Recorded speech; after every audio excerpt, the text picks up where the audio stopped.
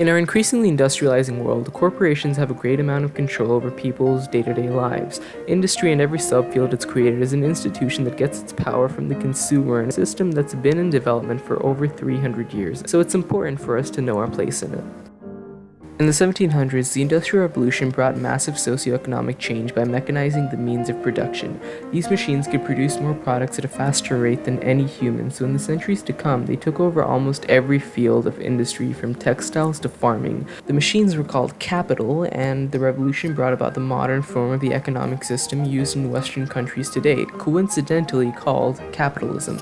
It also brought about communism, but if you're watching this, you're probably not in a communist country. With the rise of mechanization, the private ownership of property facilitated the growth of massive corporations with hierarchical structures just like governments. Some of them were actually governments indirectly, and they had armies and weaponry that rivaled some European countries. Just a reminder of how powerful corporations can be and still are.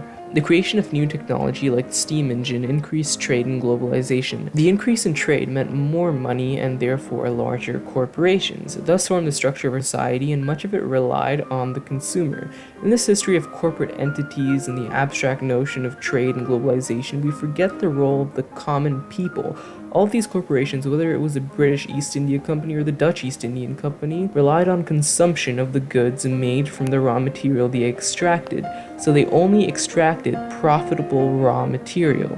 This meant that without the consumer demand for something like cheap Indian indigo, silk, spices, or cotton, these materials would not be extracted, and essentially, the cruelty that resulted from the extraction is avoided. An interesting historical example of how destructive consumer demand itself can be comes from the history of tea. In 1800s Britain, Chinese tea was a huge commodity in great consumer demand, but Britain had nothing the Chinese wanted except opium, so that was the only thing the British East India Company, which had a trade monopoly with China, could trade. So when China banned opium because, a large amount of their population got addicted to opium, the British East India Company responded by attacking with their warships, thereby starting the Opium Wars, in which thousands died. And all this because the English loved their tea. That's just one example of how globalization means Western consumer demand can destroy Chinese lives, but it doesn't end there. Consumers have more of an impact right now than ever before because with the passing of time, populations grow, and so do the number and value of purchases. More people are buying more things worth more money. That matters because it means corporations have grown more powerful, and they can and do continue to perpetrate their cruelties, and they can for the same reason they could 200 years ago. In Western society at least, people enjoy buying cheap clothes with which to overfill their closets. We enjoy buying a new phone or laptop every year, and we like to buy without checking the consequences for our purchases. So corporations can use children to make their clothes and products in whatever factory conditions are cheapest, and they can torture animals in whatever way they choose to test their makeup. Although we've well past the age of official colonies, we have yet to lose our sense of factionalism. We consider foreigners as an other entity fundamentally separate from us, so we allow our corporations to violate their rights which we would consider fundamental to people of our country. That same sense of factionalism goes even further with animals, to the point where we're willing to kill cats and dogs to test things.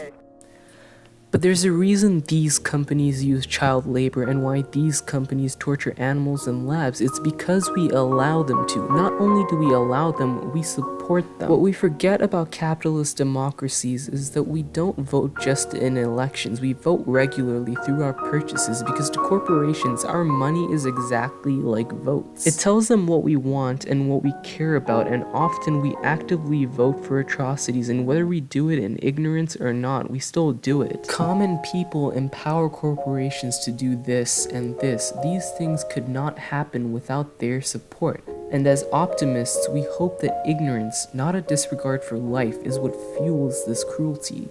So next time you go shopping, take a few moments just to research what you buy, because to some, it's a choice involving life and death.